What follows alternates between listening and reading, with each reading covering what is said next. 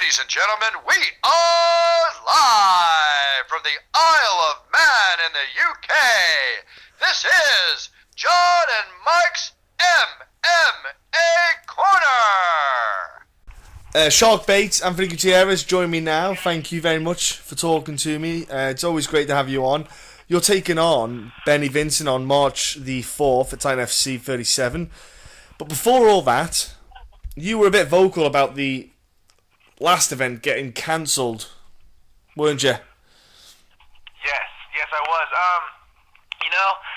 The thing with that was I knew, like, that fight, everyone had been training so hard, and we had a lot of guys on the card around me that were on that card, and everyone was already ready at that point. We were about 8 days away from the fight, 9 days, and so when it got ripped out from under us, we, after about a week, I think going on 2 weeks of kind of being quiet about the situation, we started realizing that we weren't going to get paid. So I think that's when somebody needed to step up and get really vocal. And so I kind of did that. But in a group chat, it was me and a bunch of fighters. And sure enough, Titan did end up coming through. And, they gave 25% of the show money, which for me, I get paid a decent amount, like more than the average guy on Titan, and so for me it was better than nothing, but for some guys it was kind of nothing. So, but I definitely really appreciated the gesture. Like they didn't have to do anything because in the contracts it actually does state that, like, if they can cancel a show at any time in the contract. So, like, they didn't have to pay us anything. So the fact that they did, that's a really nice gesture. So some guys are happy, some guys aren't, but it's whatever. It's in the past. Yeah, I was going to say, do you think that maybe because of that happening, that in the future the contracts, they may look to implement, not just Titan, but I think future promotions should maybe look to implement something like a compensation package? Because at the end of the day, if you're training your ass off for, like, say, 8 weeks and it falls through in the week of, that's 7 weeks of money. You're out of pocket, and a little compensation will help out.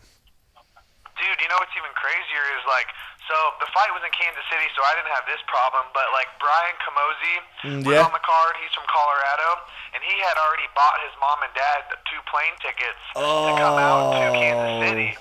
Because the fight's already 9 days away or 8 days away or whatever it was. Yeah. And so the guys had bought plane tickets and stuff like that. So, a lot of guys didn't even get compensated, like, enough to even pay for those plane tickets or whatever. Yeah. But it was a really unfortunate situation. I don't think, like, the UFC or Bellator or whatever have to write that in their contracts because I don't think they're ever going to cancel. Yeah. But I definitely think it could be a new thing for, like, more of the regional promotions to start doing that. Yeah, I think they should have, like a kind of form of compensation.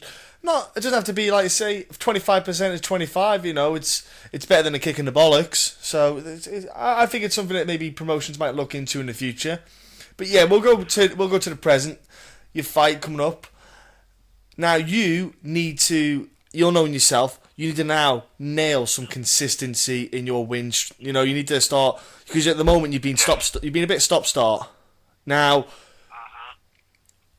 for you, what do you feel it is that's you're just missing that almost that little bit? You're not far off, because you know what? That was a hell of a fight against Brett.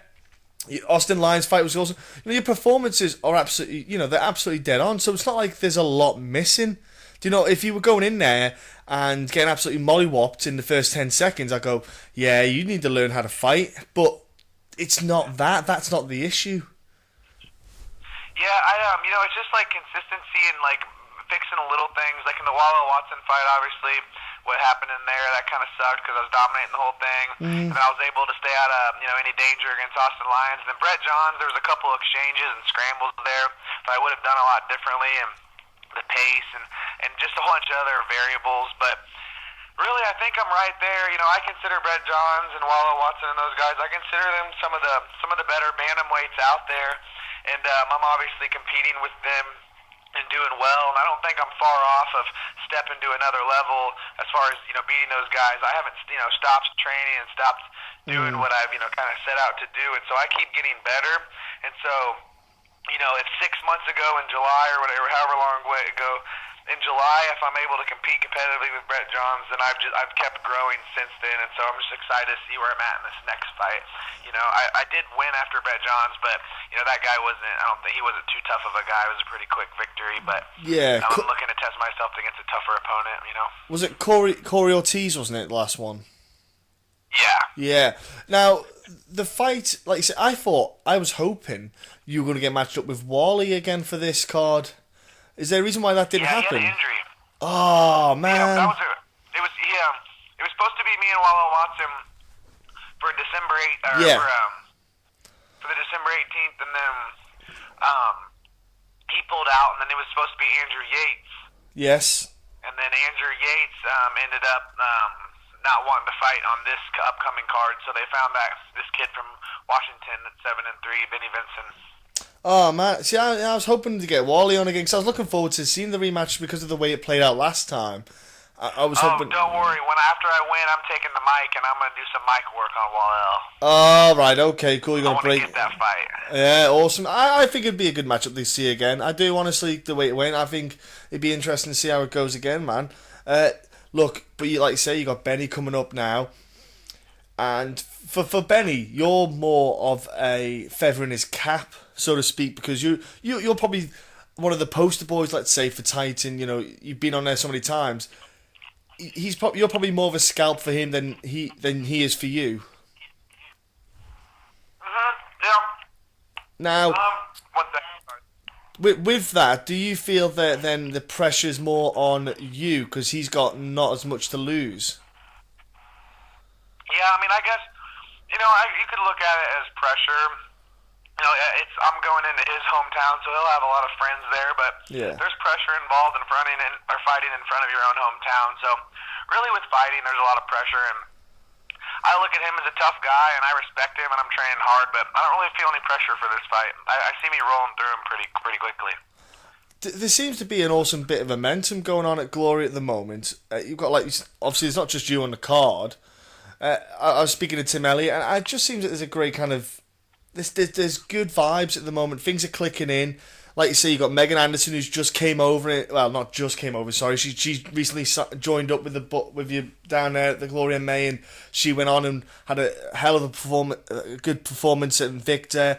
It seems that things are clicking pretty well at Glory. Is there a reason why things have recently started to just, the vibe, is everything just clicking well? Everything's working well. James Krause obviously going to go and get a stonkingly good win as well soon. Yeah, we're right. We got Grant Dawson that's now fighting on March 4th. He's going to be 9-0 after that. He's only 21 years old. We got a kid named Yazin Hajj who's fighting here locally in 3 weeks, who's rolling as a pro. We just have tons of people that are competing, and the reason why all the success is there's kind of like a blueprint laid here. We have Mondays and Wednesdays are 2-a-day mandatory pro practices pretty much. Tuesdays and Thursdays, there's Muay Thai and Jiu-Jitsu, more martial arts-based classes that are kind of mandatory for certain fighters to be there. And then we also do our strength conditioning Tuesdays and Thursday mornings next door. And then Saturday mornings is hard sparring. So we have this consistent blueprint with consistent good coaches involved.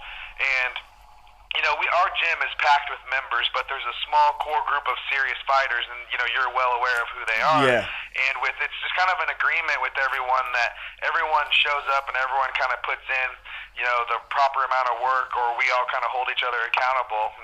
Whether it's giving each other shit for not training properly or whatever it is, we do hold each other accountable, and everyone's showing up, and I wouldn't, not going through the motions, but everyone's showing up and doing, I guess, as they're supposed to do, and then the results just happen, I was going to say, because there must be a lot of trust within the group, because you obviously have to explain what each other's flaws are to each other, and, that takes a lot of, for your teammates to say it, and then for you to take it on and accept it, and then to work on it. There must be a lot of trust within the group. Yeah, everyone kind of brings their own styles and stuff, and we have Tim Elliott, Grant Dawson. These are serious, really, really good wrestlers. We have people coming from just straight striking backgrounds. So everyone, Monday mornings are just straight wrestling days where it's just live wrestling for an hour and a half, and it's grueling. Oh, yeah. When you come over here from, let's say, it's another country or another gym, and you're going through these hour-and-a-half strenuous grappling sessions. It's pretty. There's no way to lie. There's no way to pretend. You know exactly where you stand, and then where you're lacking and what you have to do to get better. Really. Yeah, an hour and a half of wrestling. That's pretty honking. I won't lie. That's pretty horrible. Oh yeah, it'll definitely, and especially when you're not used to it. You won't be able to lift your head for a few days until you get used to it. Oh yeah, I remember when I was doing weightlifting, and then I did a wrestling session that evening, and I started because of I was developing the weights. I was going up in my weightlifting. I was lifting more and more. When I started doing wrestling and grappling, I started getting like tendonitis in my elbows, and it was the worst thing I've ever had. I just literally could not move my arms. They literally were just stuck in a position. It was absolutely insane because of how intense the wrestling was. Really, it's the toughest sport in the world, in my opinion. Oh yeah, people who've not done it, they just don't understand. Yeah, it is absolutely honking. Like you say, yeah, your neck is it's in a state. The closest I can get to explaining how my neck feels after a wrestling session is, do you know the sport rugby?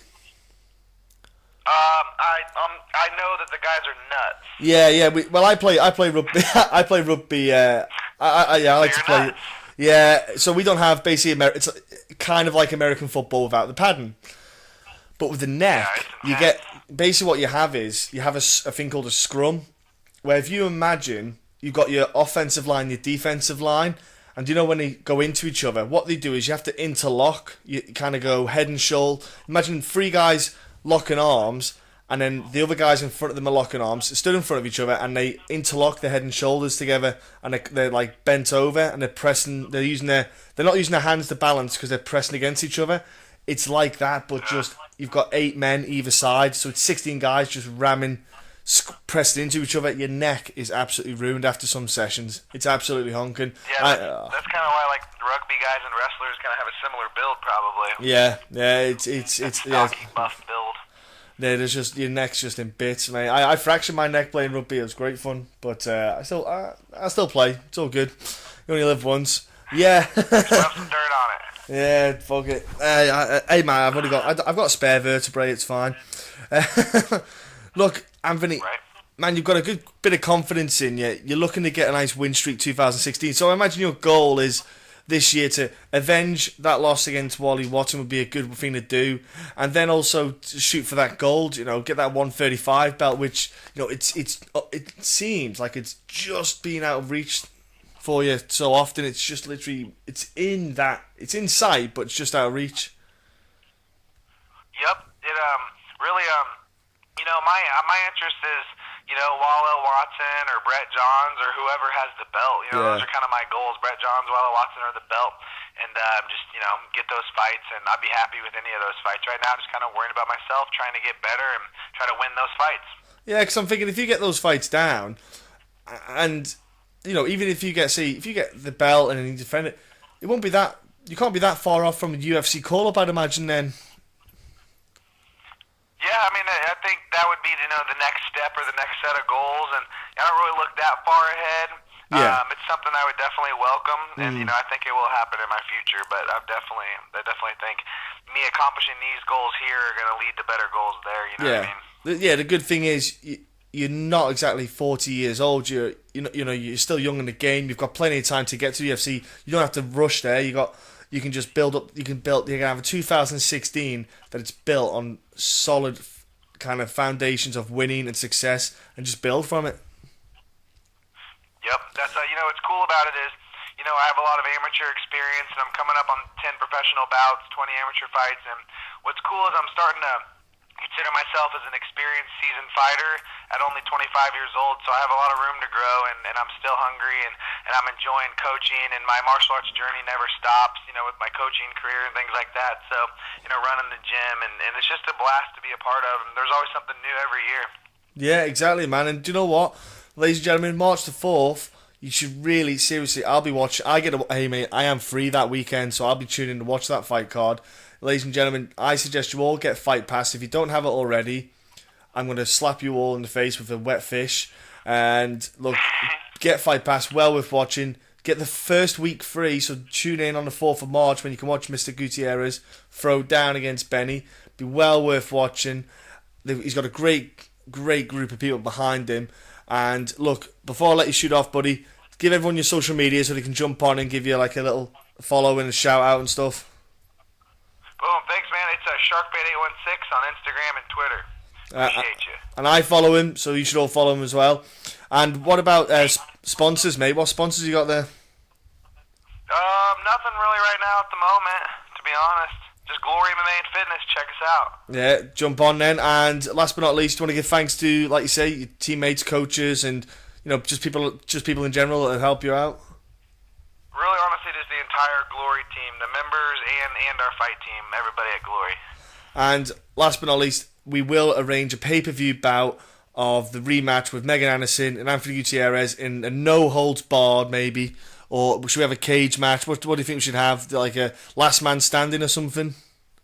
I like the last man standing, and honestly, these pay-per-view numbers could be so well, I might not ever have to fight again. So exactly. I can see it happening. I can see it going down well. Look, Anthony, thanks very much for your time, mate. Pleasure as always speaking to you. If we can get Megan to do it in a bikini, then we'll have good pay-per-view numbers. Yeah, I will just... Yeah, I'm with you. In fact, I'll get a ticket. I'll have a VIP seat if you don't mind. Okay, we'll put you front row. Look, ladies and gentlemen, honestly, tune in, watch him. It's going to be awesome. Thank you, Anthony, again, mate. And it's always great speaking to you. Thanks, guys. Have a good one.